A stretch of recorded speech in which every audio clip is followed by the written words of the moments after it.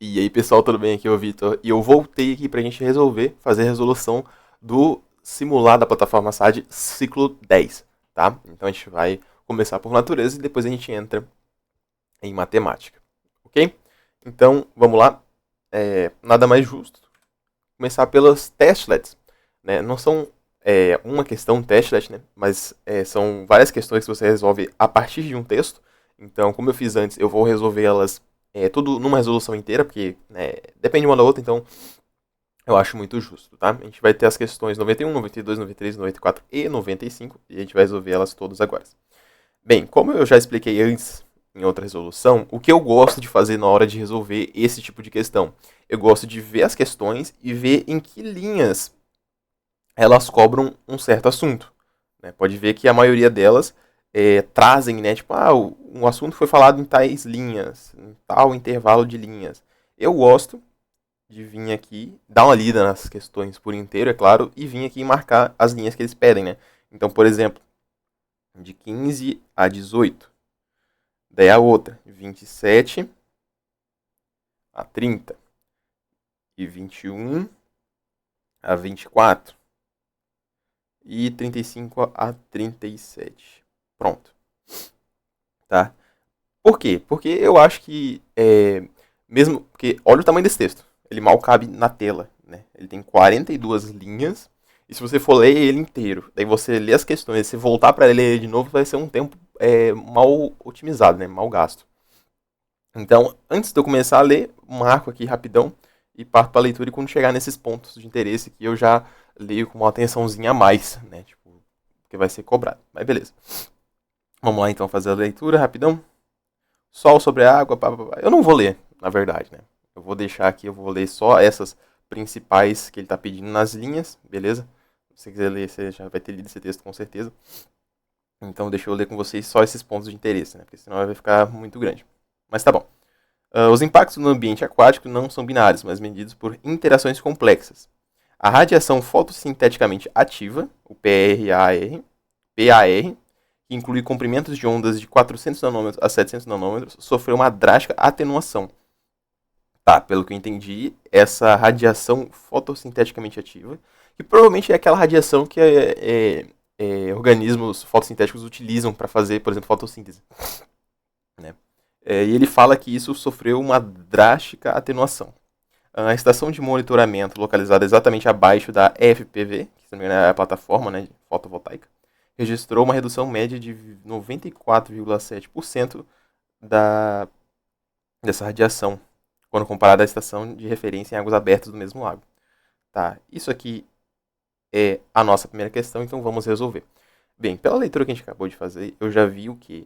Que eu estou bloqueando essa radiação fotossinteticamente ativa, que participa da, da fotossíntese, né? Então, ele pergunta assim, o impacto ambiental direto da alteração quantificada nas linhas 15 a 18, que é essa incidência da radiação, ela incide primeiramente sobre... isso aqui é muito importante, tá? Essa palavra que inicialmente incide primeiramente, né? Incide primeiramente. Ou seja, qual parte vai ser afetada primeiro pela redução dessa radiação? A gente vem aqui, taxa de respiração celular bentônica. É um nome um pouquinho difícil, mas bentônica vem de bento. E bento é um conjunto de organismos que vivem basicamente no fundo de lagos, rios, oceanos. Né? E eles são, por exemplo, a esponja do mar, um caranguejo. Imaginou bento, né? Você lembra sempre desses organismos que vivem no fundo de corpos hídricos. Eu lembro assim. Tá? Então ele pergunta assim, taxa de respiração celular bentônica? Não necessariamente, né? Porque como é taxa de respiração celular, não é diretamente a fotossíntese, né? E esses organismos provavelmente dependem de outras coisas. Então, de início aqui eu já posso imaginar que não seja a correta. Tá? Daí ele fala assim, velocidade da decomposição orgânica. Cara, isso aqui eu acho que é uma consequência do que vai acontecer depois. Né? Por exemplo, se eu tiver alguns organismos que dependem de uma fotossíntese, por exemplo, eles vão começar a ter dificuldades de sobreviver. Daí, essa velocidade aqui vai ser comprometida. Então, primeiramente, não é o que me vem à cabeça. Deficiência da fixação de nitrogênio. De novo, aqui tem a ver com, por exemplo, plantas, né? Posso estar enganado. Mas, de novo, não é o que primeiramente vai ser... como é que fala? Impactado. Tá? E produtividade primária do fitoplâncton. Aqui eu gostei. Por quê? Produtividade primária já me busca muito aquele que está no topo da... Topo não, né? Está no início de uma cadeia. Ou seja, ele que começa a pegar e transformar energia solar, por exemplo, em uma energia que vai se sucessivamente para frente, sabe? Por exemplo, um produtor primário, ele sempre começa uma cadeia, porque é ele que basicamente disponibiliza energia para o resto. Né? E o fitoplâncton, ele basicamente faz isso. Porque o fitoplâncton, ele realiza a fotossíntese, ele é meio que um conjunto, né, de organismo, em que ele tem tipo, bactérias e realiza fotossíntese junto. Tá? Então aqui eu poderia com certeza marcar a letra D porque ele está sendo bem direto. Porque se eu não tiver essa radiação fotossinteticamente ativa, ou seja, aquela radiação que eu utilizo para a fotossíntese, o fitoplâncton não faz fotossíntese. Tá? Vai ser muito baixo. Então eu já tenho uma certeza quase que garantida que vai ser a letra D. Ele fala assim, absorção de calor pelos consumidores. Nem entendi isso aqui, mas a gente fica com gabarito letra D, tá? Então, 92. O fenômeno descrito nas linhas 27 a 30, associado ao aquecimento superficial relatado nas linhas 21 e 24, 21 a 24, ocorre porque a transferência de calor do ar para a lâmina d'água provoca o quê? Diminuição da densidade, inversão de gradiente térmico, equalização das pressões, dissipação da tensão e sublimação. Tá, então vamos lá, 21 a 24 e 27 a 30. 21 a 24 e 27 a 30. São dois seguidos aqui, né? Então vamos ler um pouquinho mais de cima. Contrariando a intuição de que o sombreamento resfriaria a água, a temperatura superficial, a 25 metros por segundo, abaixo dos painéis, apresentou uma leve tendência de aquecimento durante os picos diários. E isso ocorre porque os painéis solares aquecem sob a radiação solar. Verdade? O microclima formado no espaço de ar entre a superfície da água e o painel atingiu médias de 25 graus Celsius, enquanto o ar ambiente na estação meteorológica registrava 20 graus Celsius, intensificando as trocas de calor em direção à água. Então os caras pensaram assim que a sombra ia ajudar a diminuir a temperatura, mas na verdade como a placa esquenta no processo de geração de energia, na verdade intensificou, né, as trocas de calor em direção da água. E vamos lá. Além disso, a estrutura flutuante atua como uma barreira física que obstrui parcialmente a ação dos ventos. Essa obstrução diminui a mistura mecânica da coluna da água. Isso aqui é muito importante, tá? Diminui a mistura mecânica da coluna de água e a dissipação de energia cinética turbulenta. O resultado é um aumento na frequência de flutuabilidade, N2. Não é nitrogênio, né? Da camada limite superficial. Valores maiores dessa frequência indicam uma maior estabilidade térmica da coluna, ou seja, uma forte resistência à mistura vertical das águas. Olha isso aqui. Isso aqui basicamente entrega, tá? A questão 92, porque ele vai dar várias opções, só que apenas uma vai falar diretamente esse conceito, né, de equilíbrio. Ele vai gerar um equilíbrio, né? Porque vai ter uma forte resistência à mistura. Ou seja, elas não vão se misturar, elas vão ficar perfeitamente assim. Né? Então vamos ler as alternativas. Tá. Fenômeno associado ao aquecimento ocorre porque a transferência de calor do ar para a lâmina d'água provoca o quê? A diminuição da densidade superficial estabelecendo um equilíbrio mecânico estável. Tá aí. Tá aí a nossa alternativa. Agora, por quê? Porque basicamente a gente tem que lembrar que a água, normalmente os corpos, quando eles estão mais quentes, eles ficam menos densos. É só lembrar, por exemplo, do exemplo do ar-condicionado. Né? O ar que sai do ar-condicionado está frio, ele é mais denso que o ar quente está embaixo, ou seja, ele por convecção vai descer e o ar quente vai subir. Certo? Por isso que a gente instala o ar-condicionado em cima. Aqui vai acontecer quase a mesma coisa. Porque a água que está aqui embaixo, por exemplo, está a 20 graus Celsius. Daí eu vou aquecer essa outra parte da água que está aqui em cima a 25. Ou seja, eu vou ter uma água menos densa.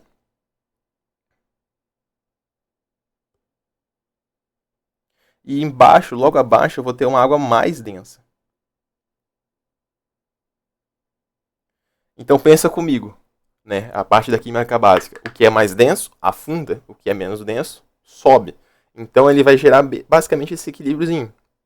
Ele não vai ter uma troca. Ele até fala aqui, né? Na parte do texto. Diminui, aqui, ó, diminui a mistura mecânica da coluna da água. Ou seja, não vai ter uma mistura das águas. Ela vai chegar num equilíbrio mecânico que vai ficar estável. Eu não vou ter essa troca, né? Tipo, a água de baixo vem para cima, para baixo. Então eu posso confirmar com certeza. Né? Ele ainda fala da densidade superficial. Então a letra A está mais do que certa. Tá? Então a letra B, inversão do gradiente térmico, o que induz corrente de convecções profundas. Pelo contrário, né? A gente não tem essa convecção profunda. É exatamente porque a água quente já está em cima. Tá? Isso seria basicamente se eu esquentasse a água por baixo, lá dentro. C. Equalização das pressões hidrostáticas, anulando o empuxo entre as camadas.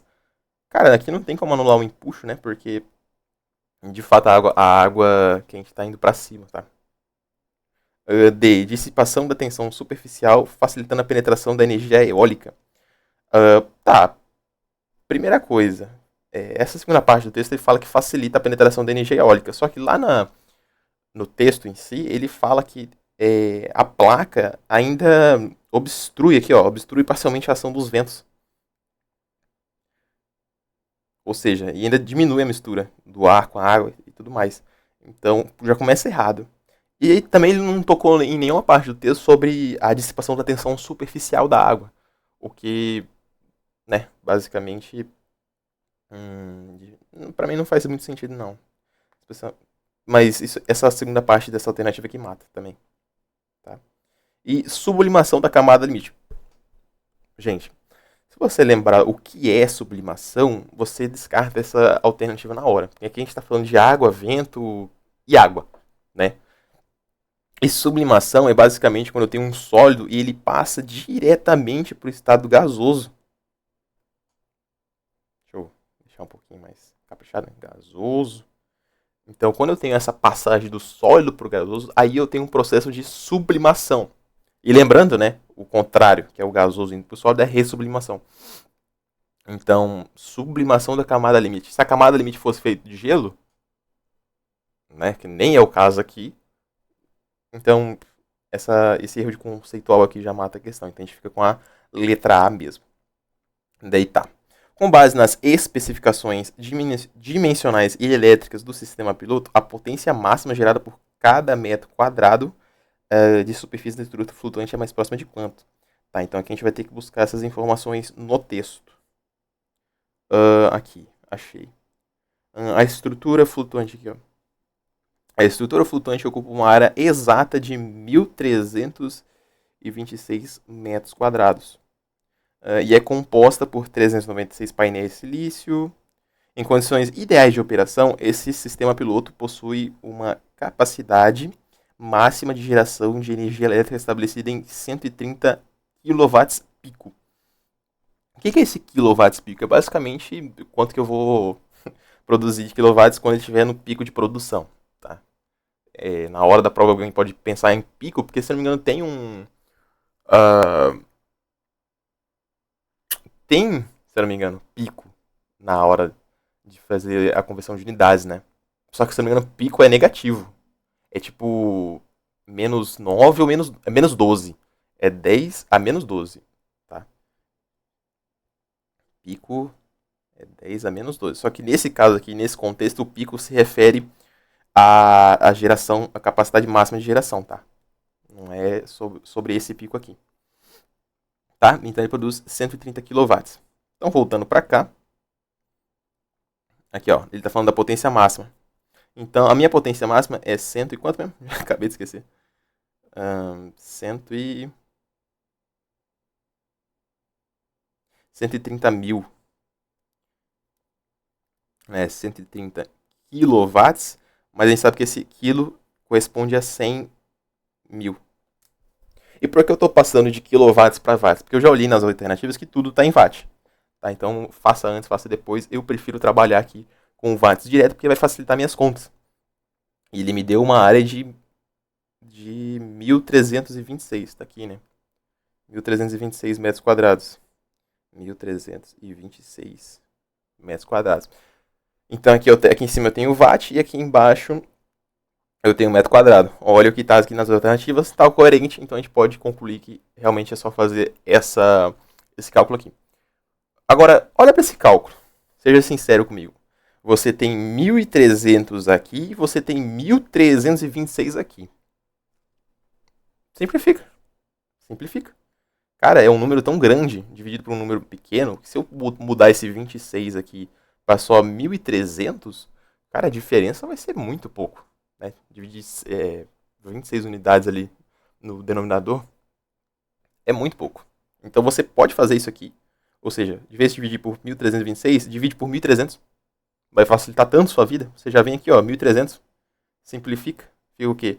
100 watts por metro quadrado. Já corre aqui e marca e poupa um belo de um tempo. Tá?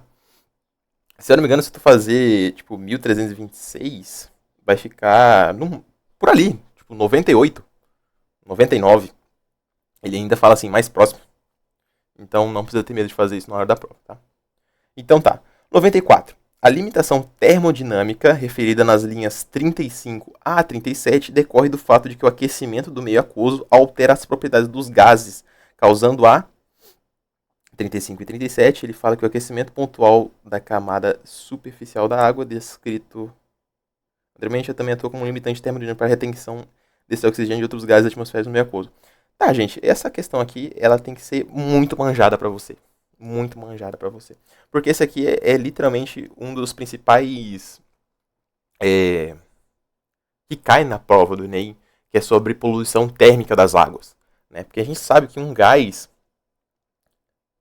tá? Um gás, a gente depende, aqui ele fala de termodinâmica, mas você pode até lembrar da própria química, né, de soluções, solubilidade, que a gente sabe que um gás, quanto mais aumenta a temperatura dele, menos solúvel ele vai ficar. Tá? Ele começa a agitar, começa a sair do líquido, tá? É uma mistura. Uma mistura de líquido com gás. Beleza? Desculpa aí, perdão. Então, quanto mais aumentar a temperatura, menor vai ser a solubilidade de um gás no líquido. Então, quando eu aumento mais a temperatura, menor solubilidade eu vou ter. Isso aqui tem que ser manjado, tá? E, por último, questão 95. Considere que, em um determinado momento, a concentração de gás oxigênio dissolvido sobre os painéis atingiu o valor de 6,4 miligramas por litro. Se um pesquisador recolher uma amostra de 5 litros dessa água, o número de moléculas de gás oxigênio presentes nesse recipiente será de... Tá, é uma questão que você não precisa do texto. É basicamente uma questão de soluções, né? Mais ou menos. E ela é bem tranquila de se resolver. Por quê?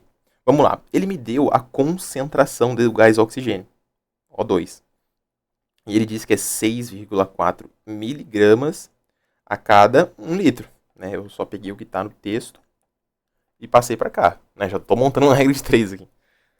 E ele me falou que se eu pegar 5 litros disso, de boa, né? Se eu pegar 5 litros, quantos que eu vou ter de oxigênio? Lembrando, aqui é o O2, aqui é o O2 e aqui é a concentração. Então, multiplica 64 vezes 5. 6,4 vezes 5. Facilita a sua vida, transforma esse 5 em 10 vezes 2 e você fica com 64 dividido por 2, que é a mesma coisa que 32, beleza?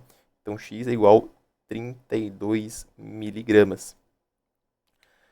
E agora, o que eu faço com isso? Eu sei que nesses 5 litros eu vou ter esta concentração aqui eu vou ter essa quantidade de gás oxigênio. Daí agora ele pergunta o número de partículas, né? O número de moléculas. Gente, essa constante de Avogadro, ela basicamente é aquela constante como se fosse uma dúzia. Lembra? Ah, quanto é que vale 6 vezes 10 a 23? Ah, quantas moléculas eu tenho? 6 vezes 10 a 23. Ah, eu tenho quantas partículas? 6 vezes 10 a 23. Tá? Só lembrar disso. Dessa constante, que ela representa basicamente uma unidade. Né? Um mol tem quanto? Sempre vai ser 6 vezes 10 a 23. Então, quando eu pergunto de moléculas, vai ser esse número por mol. Então, quantos mols eu tenho aqui? Ó, ele me deu, até aqui ele foi gentil, ele me deu que o oxigênio vale 16 gramas por mol. Um oxigênio, tá? No gás, oxigênio eu tenho 2. Tá aqui, né? O2. E só o O vale 16. Então, o O2, se um oxigênio só vale 16, obviamente, se eu tiver 2, ele vai valer 32 gramas por mol. Aí já viu, né? Se eu tiver 32 miligramas, quantos mols eu tenho? Eu vou ter 1 vezes 10 a menos 3, né? Porque esse mili vem de 10 a menos 3. Então essa é a quantidade de mol que você tem. 1 vezes 10 a menos 3 mol. Daí você só pega e vem e multiplica pela constante de Avogadro. E você descobre quantas moléculas você vai ter. Pegou 6 vezes 10 a 23 e multiplica por 1 vezes 10 a menos 3. 1 com 1 dá 6 e esses 10 a gente só, né, como você faz uma multiplicação, soma os expoentes, 23 mais menos 3, fica só menos 3. 23 menos 3 fica 20. Tá aí. 6 vezes 10 a 20. Beleza? Então, valeu rapaziada, vamos continuar aí e vamos pra cima.